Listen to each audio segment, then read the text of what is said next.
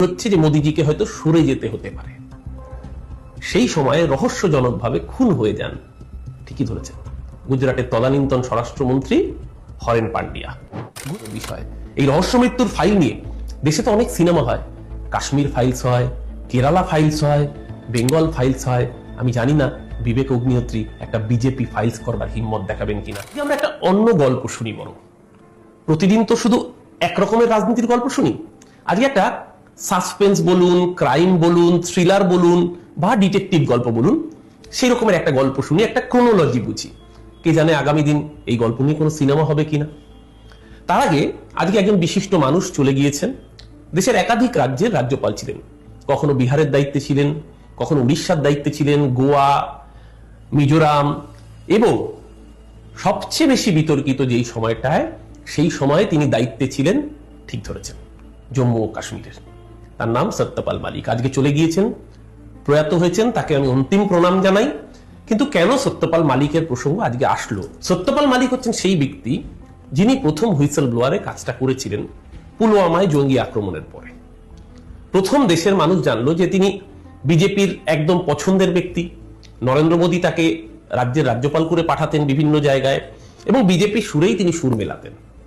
প্রথম তাল কেটেছিল পুলওয়ামার ভয়াবহ জঙ্গি আক্রমণের পরে, যেখানে 44 জন দেশের সেনা জওয়ানকে আমরা হারিয়েছিলাম।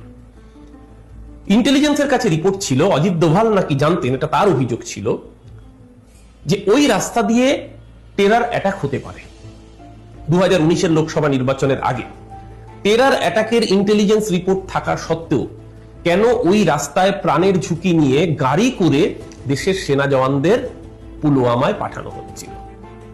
সত্যপাল মালিক বলেছিলেন বেশি কিছু লাগবে না, মাত্র 6টা চপার লাগবে সেনাদের ট্রান্সপোর্টেশনের জন্য।